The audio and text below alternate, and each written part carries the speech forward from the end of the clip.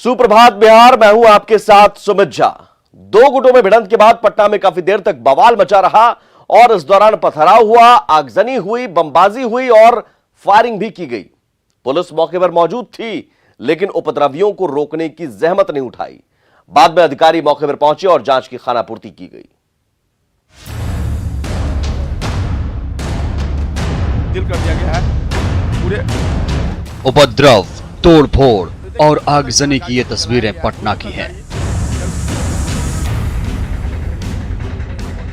अशोक पथ पर पटना विश्वविद्यालय के छात्रों और स्थानीय लोगों में भिड़ंत हुई। इसके बाद पथराव और बमबाजी हुई। बताया जा रहा है कि दोनों तरफ से 50 से ज्यादा बम फेंके गए, साथ ही कई गाड़ियों को आग के हवाले कर दिया गया। हालात का अंदाजा इसी से लगाया जा सकता है कि पूरी सड़क पत्थरों से पटी हुई दिखी। छात्रावास में सड़कों की स्थिति देखिए किस कदर यहाँ पर जमकर ईंट और पत्थर चले हैं। यहाँ पर पता नहीं पटना की कानून व्यवस्था को किसकी नज़र लग गई है। लगातार इस तरीके से यहाँ पर हालात बनते हैं और पुलिस घटना के बाद, जैसा कि लोग बता रहे हैं, तमाम जो अधिकारी थे यहाँ मौजूद थे, उनकी मौजूदगी में सारा कुछ। विवाद सरस्वती प्रतिमा विसर्जन के दौरान हुआ। स्थानीय लोगों के मुताबिक पटना विश्वविद्यालय के मिंटो और जैक्सन हॉस्टल के छात्रों ने हंगामा किया। छात्रों ने अचानक हंगामा शुरू कर दिया और गाड़ियों में आग लगा दी। लोगों का यह भी कहना है कि छात्र आए दिन हंगामा करते हैं। अचानक हल्ला सुने तो खाना कुछ लोग खा रहे थे, तो आवाज सुने तो दौड़ा, तो यहाँ तो गाड़ी में आग लगा हुआ था। जो मॉब आया था उसी ने आग लगाया है। मॉब क्या है? स्टूडेंट्स का था जी। प्रोसेशन था सरस्वती पूजा का, उसी में। कितनी गाड़ियों में आग लगाई? 2 गाड़ियों में आग लगाई गई है। 2 गाड़ी। बताया जा रहा है कि बम भी चला है। बम बहुत चला है, 50 बम चला है। गोली और बम लगी भी है। गोली में बम लगा है, गोली नहीं लगा, बम लगा है। जो पुलिस कर्मियों को बम लगने की खबर, पुलिस को भी लगी है, लेकिन पुलिस ले गई है उठा के अपने प्रशासन के सामने। डीएसपी थे, एसपी थे, सब सामने बम चला, उनके सामने कंटिन्यू। हम भी खड़े हुए हैं डीएसपी के सामने और उसके बाद जैसे कंटिन्यू बम चल रहा है। जब हालात बेकाबू हुए तो अधिकारी मौके पर पहुंचे। टीम ने बताया कि कुछ उपद्रवियों ने हंगामा किया और जल्द ही दोषियों की पहचान कर ली जाएगी। अभी बहुत तरह की जानकारियां मिल रही हैं, जिसको हम लोग इकट्ठा कर रहे हैं और सभी बातों की समीक्षा करके आगे पूरी जो प्रकरण है उस पर कार्रवाई की जाएगी। और जो मजिस्ट्रेट्स हैं उनकी भी जानकारी ली गई है और जानकारी के आधार पर घटनाक्रम को संपुष्ट करके पूरी समीक्षा करके कार्रवाई की जाएगी।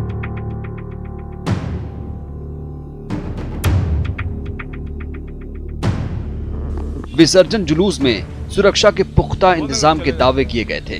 पुलिस की टीम साथ चल रही थी। इसके बावजूद हंगामा हुआ, वो भी तब जब पिछले साल भी इसी तरह की घटना हुई थी। इसके बावजूद पुलिस ने सबक नहीं लिया और उपद्रवियों ने हंगामा मचाया। निश्चित तौर पर राजधानी पटना की न्यूज़ 18 के लिए पटना से संजय कुमार की रिपोर्ट। और वहीं मुजफ्फरपुर में भी बिहार यूनिवर्सिटी कैंपस में सरस्वती प्रतिमा विसर्जन के दौरान जमकर बवाल हुआ। विश्वविद्यालय थाने के पास 2 गुटों में भिड़ंत और मारपीट हुई। बताया जा रहा है कि 2 हॉस्टलों के छात्र मूर्ति विसर्जन के लिए जा रहे थे। इसी दौरान डीजे बजाने को लेकर दोनों गुटों में भिड़ंत हुई। गाना बजाने को लेकर बाद में बवाल इतना बढ़ा कि एसएसपी को मौके पर पहुंचकर स्थिति संभालनी पड़ी। हंगामे के दौरान फायरिंग की बात भी कही जा रही है। पुलिस ने डीजे के मालिक को गिरफ्तार कर लिया है। साथ ही कैंपस में भारी संख्या में पुलिस बल की तैनाती की गई है।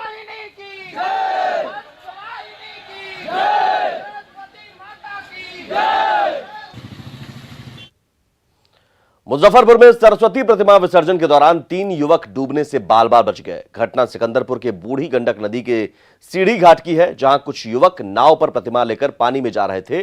तभी नाव का संतुलन बिगड़ गया, जिससे प्रतिमा के साथ ही तीनों युवक नदी में गिर गए। इसके बाद अफरा तफरी मच गई। डूब रहे युवकों को बचाने के लिए चीख पुकार मची। हालांकि नाव पर मौजूद युवक और दूसरे नाविकों ने तीनों को बचा लिया।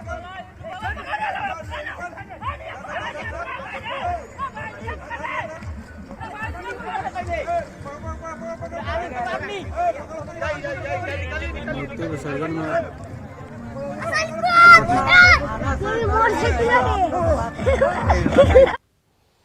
आगे बढ़ते हैं सियासी गलियारों से खबर। आरजेडी के दो दिग्गजों के बीच की तनातनी को खत्म करने के लिए पटना के पार्टी दफ्तर में बैठक हुई। 1 घंटे तक रघुवंश प्रसाद सिंह और जगदानंद सिंह ने बंद कमरे में बातचीत की, लेकिन लग नहीं रहा कि मनमुटाव खत्म हुआ, क्योंकि बैठक खत्म होने के बाद दोनों नेता अलग अलग मीडिया से मिले।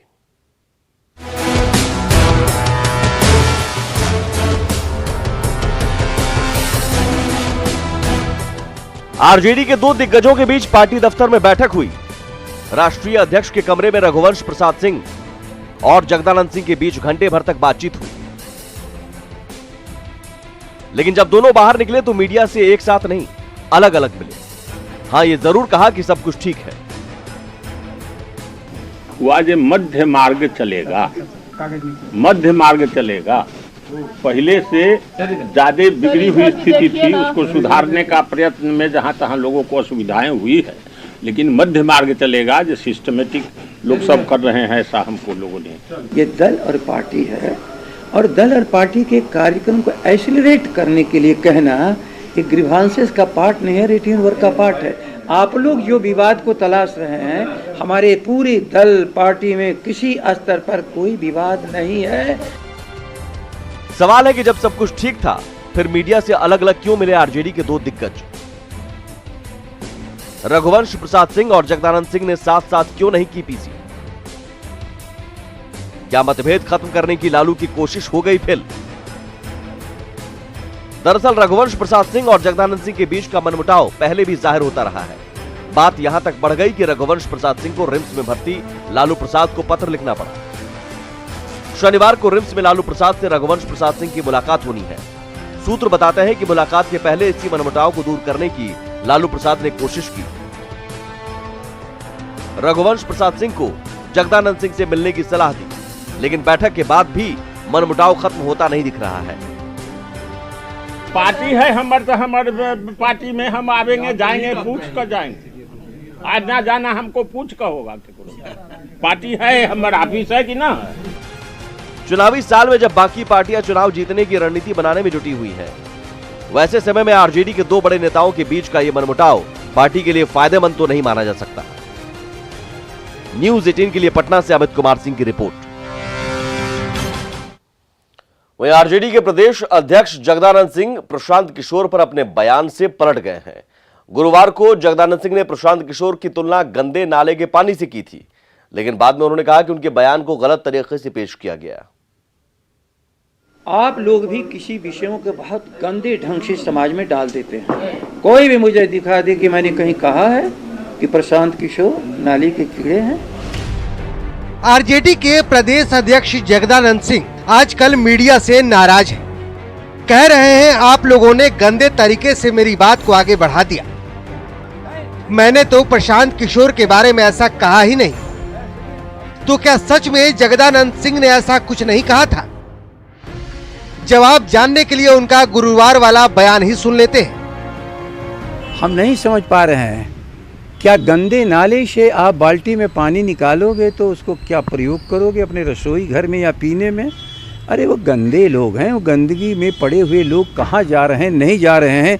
उनकी नियति है समाप्त हो जाना, कहीं उनकी प्रतिष्ठा अब आगे नहीं हो सकती है। या ऐसे ही किसी गंदे नाले में, मैंने एक बार कहा ना, ये गंदे लोग हैं।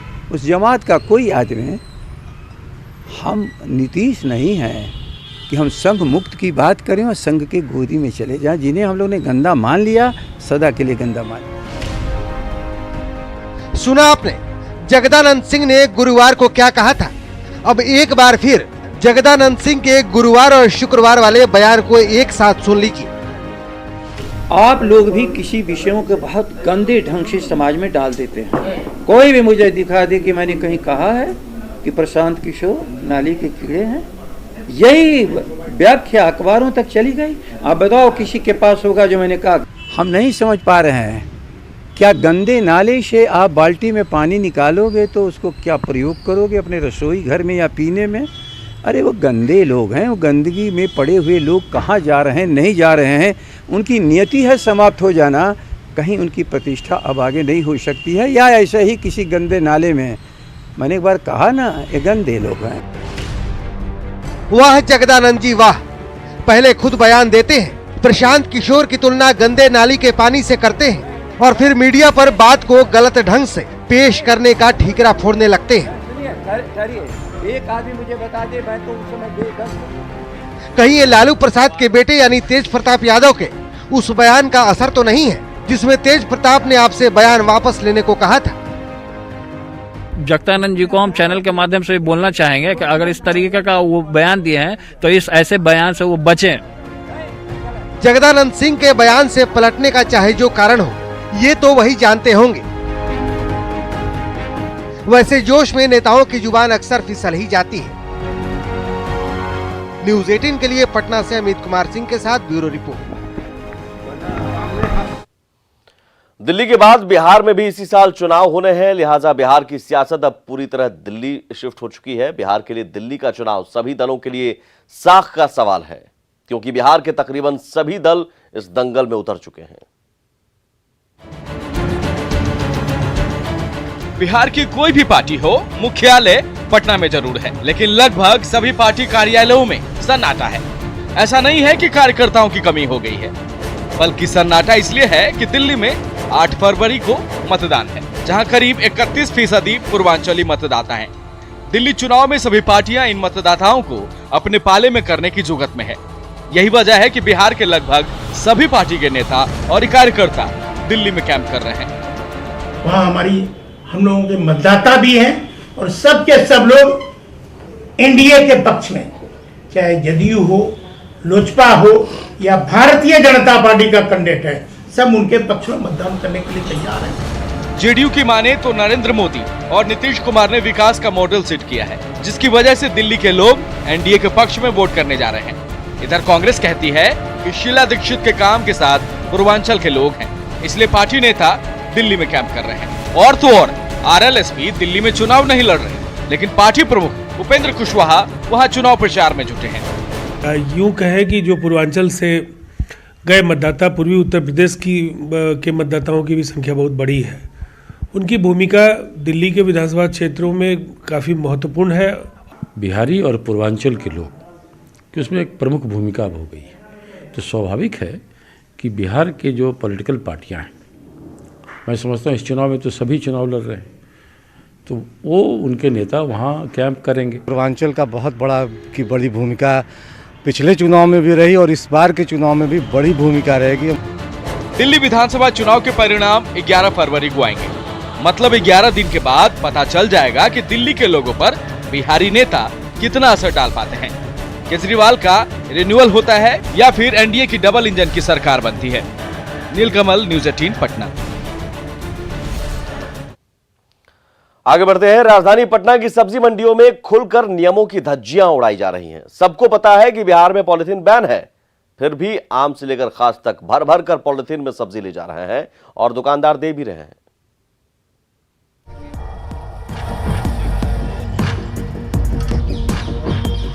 नियम के मुताबिक बिहार में पॉलिथीन गैर कानूनी है, मगर ये क्या, यहाँ तो आलू, टमाटर, गोभी और तो और भिंडी भी कानून का माखौल उड़ा रहा है। न्यूज़ 18 की टीम जब पटना के अंटा घाट सब्जी मंडी पहुंची, तो वहां खुलेआम पॉलिथीन सरकारी नियम को मुंह चिढ़ा रहे थे। ग्राहक शान से सीना तानकर मंडी से पॉलिथीन में भर भर कर सब्जियां ले जाते हुए नजर आए। इनके ड्रेस से ये लग रहा है कि ये वकील हैं। हाँ, मजबूरी है, अभी कोई कुछ है नहीं, इसीलिए ले रहे हैं। झोला लेके चलना चाहिए था। हाँ, लेके चलना चाहिए था, लेकिन सब्जी देखे तो मन में आ गया, ले लेते हैं। क्या सरकार को रोक लगा दिया बिहार? हाँ, लगा दिया, लेकिन अब तो मजबूरी है तो ले ही लिए। तो कानून के रखवाले कहे जाते हैं। अरे कहे जाते हैं, लेकिन अभी नहीं है तो क्या किया जाए। जब कानून की वकालत करने वाले ही कानून को ताक पर रख दें, तो आम लोगों की बात ही छोड़ दीजिए। चलिए, कम से कम मैडम ने तो न्यूज़ 18 के कैमरे पर अपनी गलती मान ली। रोक दे, सब्जी वाला दिया तो क्या है? गलत है ना? गलत तो है। आप एक्सेप्ट कर रहे हैं, आपने गलती की? हाँ, गलत एक्सेप्ट कर रहे हैं। कल से क्या पॉलिथीन यूज करेंगे? नहीं, झोला लेके आएंगे। झोला लेके आएंगे। वो दिए हैं, गलती तो मैं की हुई, मैं मानती हूँ कि ऐसा करना तो नहीं चाहिए। मैं कल से जूट वाला झोला लेके चलूंगी और सभी आज से ये कर रहे हैं, संकल्प ले रहे हैं? जी हाँ, मैं संकल्प लेती हूँ। अब जरा लाल जैकेट वाले भाई साहब को भी देख लीजिए, ये तो अपनी गलती मानने को तैयार ही नहीं है, दूसरों को उल्टे नसीहत दे रहे हैं। को आप मैसेज दीजिए कि आपने गलती की है। जरूर जरूर जरूर गलती की है। और इसको जो है पॉलीथीन को एकदम बैन ही होना चाहिए। अच्छा। और हर व्यक्ति को इसको छोड़ ही देना चाहिए। जब तक मार्केट में पॉलिथीन मिलते रहेगा। अब क्यों नहीं कंपनी को बंद करते हैं, मैन्युफैक्चरर को। अच्छा, मतलब जो कंपनी बना रही है पटना सिटी में। चलिए छोड़िए, आगे बढ़ते हैं। अब जरा इनको देख लीजिए, ये तो कैमरे को देखकर भाग रहे हैं और अपनी गलती भी मानने को जनाब बिल्कुल तैयार नहीं है। टाइम नहीं है तो गलत कर रहे हैं सर आप बता दीजिए आपने गलती की है, गलती एक्सेप्ट कर लीजिए। अरे भाई आप गलती की है आपने है? आपने गलती की है सर, सवाल मेरा ये है, बताइए। नहीं बताइए। बिहार में पिछले साल 25 अक्टूबर से ही सभी प्रकार के पॉलीथीन पर सरकार ने हाईकोर्ट के आदेश के बाद प्रतिबंध लगा दिया, मगर जमीन पर ऐसा कुछ भी नजर नहीं आ रहा। आगे बढ़ते हैं। बिहार में ताबड़तोड़ आपराधिक घटनाओं को रोकने में नाकाम रही पुलिस ने अपनी इज्जत बचाने के लिए आंकड़ों में घालमेल कर दिया है। बिहार पुलिस की वेबसाइट पर अपराध के जो आंकड़े दिए गए हैं उनमें 2019 के आखिरी 3 महीने के डाटा को शामिल ही नहीं किया गया है। सितंबर 2019 तक के आंकड़े को ही पूरे साल का आंकड़ा बता दिया गया है। जब हमारे सहयोगी अमित कुमार ने इस बारे में एडीजी हेडक्वार्टर से बात की तो उन्होंने भी हैरानी जताई, साथ ही जल्द ही आंकड़ों को सही करने की बात कही। बिहार पुलिस जो है अपनी कार्यस्थानी को लेकर के लगातार चर्चा में रहती आई है। एक बार फिर से बिहार पुलिस ने एक नई कार्यस्थानी की है और कार्यस्थानी ये है कि जो अपराध को लेकर के जो आंकड़े होते हैं उसमें घालमेल किया है। पुलिस मुख्यालय स्तर से ये घालमेल किया गया है और हम आपको दिखाते हैं कि ये देखिए, ये बिहार पुलिस जो है वो बिहार पुलिस .nrc.in का ये साइट है, जिसको हम अभी यहाँ पे क्लिक करते हैं और आपको दिखाना चाहेंगे कि ये देखिए, ये जब इस साइट को मैंने क्लिक किया है तो यहाँ पे जो डाटा आ रहा है उसके मुताबिक बिहार में जो है 2019 में 2,05,652 संज्ञा अपराध हुए हैं। पूरे वर्ष का ये आंकड़ा यहाँ पे जो दिखाया जा रहा है कि 2,05,652 जो है वो संज्ञा अपराध यहाँ पे हुए हैं। लेकिन आप ये जान के हैरत रहेंगे कि ये जो डाटा जिसे बिहार पुलिस मुख्यालय के साइट पे पूरे साल का 2019 का डाटा बताया जा रहा है, ये महज जो है वो सितंबर तक का ही डाटा है। अक्टूबर और नवंबर दिसंबर का जो डाटा है वो इसमें शामिल नहीं किया गया है। समझ सकते हैं कि 3 महीने का जो डाटा है उसे पुलिस मुख्यालय ने छिपा लिया और पूरे साल का जो डाटा जो है सितंबर तक के डाटा को ही पूरे साल का डाटा बता दिया। तो कहीं न कहीं एक बात कही जा सकती है कि पुलिस मुख्यालय जो है जब अपराध पर नियंत्रण नहीं कर पाई, पूरे तौर पर असफल साबित हुई, तो आंकड़ों की जादूगरी जो है वो करना मुनासिब समझा, वाजिब समझा और यही वजह रही कि सितंबर तक यानी 9 महीने के डाटा को ही पूरे साल का डाटा बता करके कहीं न कहीं अपनी धूमिल होती छवि को बचाने की कोशिश की है। संदीपक के साथ अमित कुमार, न्यूज़ 18 पटना। पटना से सटे विक्रम के कांग्रेस विधायक सिद्धार्थ सिंह सड़क निर्माण में अनियमितता देकर भड़क गए। जमालपुर गांव के लोगों ने सड़क में घटिया सामग्री के इस्तेमाल का आरोप लगाया था। गांव में 67 करोड़ की लागत से सड़क बनाई गई थी, लेकिन 2 हफ्ते में ही सड़क 67 लाख की लागत से सड़क बनाई गई थी, लेकिन 2 हफ्ते में ही सड़क टूटने लगी है। उन्होंने ठेकेदार और इंजीनियर पर मिलीभगत से घटिया काम कराने का आरोप लगाया।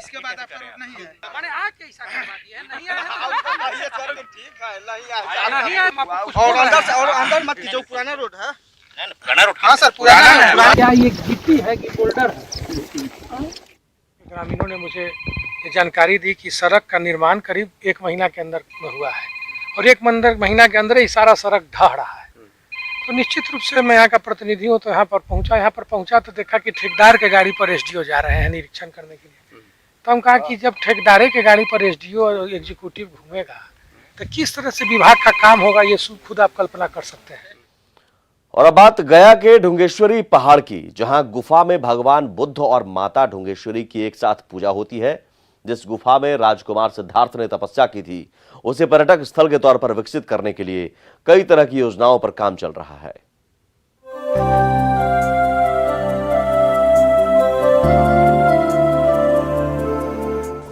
ढुंगेश्वरी पहाड़ पर सनातन और बौद्ध धर्म की साझी विरासत एक साथ देखी जा सकती है।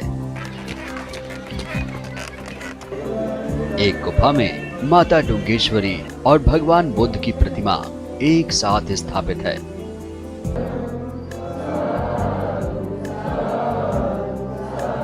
मान्यता है कि राजगीर से बोध गया जाने के रास्ते में राजकुमार सिद्धार्थ ने यहाँ तपस्या की थी और अपने शरीर को जर्जर बना लिया था।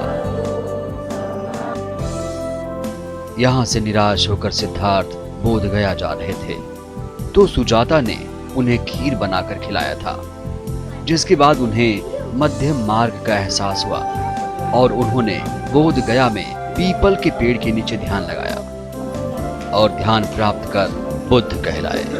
बुद्ध की तपोस्थली को देखने और यहाँ ध्यान लगाने देश विदेश से श्रद्धालु पहुँचते हैं। पर्वत का नाम है ढूंगेश्वरी और ढूंगेश्वरी माता के ही नाम से ये पहाड़ और मंदिर विकसित है। और यहाँ दोनों धर्म हैं, बौद्ध धर्म भी हैं और हिंदू धर्म दोनों हैं। आता है, हर साल में आ जाता है और ठंडा के टाइम में तिब्बती लोग, सिक्किम लोग, दार्जिलिंग, भूटान लोग पूरा आ जाता है। क्या करते हैं आप? क्या करता, पूजा करते है ना। ढूंगेश्वरी पहाड़ एक वीरान जगह की तरह था, जिसे अब पर्यटक स्थल के रूप में विकसित किया जा रहा है। काफी ऊंचाई होने की वजह से बुजुर्ग और बीमार तीर्थयात्री डोली के सहारे मंदिर तक पहुंचते हैं। डीएम के मुताबिक पर्यटन विभाग ढूंगेश्वरी पहाड़ पर जाने के लिए रोपवे बनाने की तैयारी कर रहा है। हालांकि स्थानीय लोगों का कहना है कि यहाँ कई तरह की सुविधा मुहैया कराने की जरूरत है। एक योजना हृदय स्कीम की है और एक पर्यटन विभाग की योजना है। पर्यटन विभाग के द्वारा यहाँ से ढूंगेश्वरी पर्वत तक रोपवे का निर्माण किया जाएगा और हृदय स्कीम में यहाँ से लेकर महाबोधि मंदिर तक पैदल पथ, पार पथ का व्यवस्था किया जा रहा है, जो करीब 7 करोड़ का स्कीम है। बदलाव काफ़ी हुआ है। जिला प्रशासन, बिहार सरकार द्वारा काफ़ी ध्यानाकृष्ट हुआ है यहाँ, और ज़रूरत कुछ और मूलभूत आवश्यकताओं की है, जैसे सार्वजनिक शौचालय, पार्किंग जोन। उसके बाद यहाँ पे एक बहुत अच्छा साइन बोर्ड होना चाहिए, डिस्प्ले, जिसमें दिखे कि ये कहाँ पे है। ढूंगेश्वरी मंदिर तक आने के लिए सड़क बना दी गई है, साथ ही मार्केटिंग कॉम्प्लेक्स भी बनाया जा रहा है। उम्मीद है कि मनोरम दृश्य वाले ढूंगेश्वरी पहाड़ पर तीर्थ यात्रियों की चहल पहल और बढ़ेगी। गया से न्यूज़ 18 के लिए अरुण चौरसिया की रिपोर्ट। और इसी के साथ इस बुलेटिन में बस इतना ही, लेकिन आगे भी खबरों का सिलसिला लगातार जारी है। नमस्कार।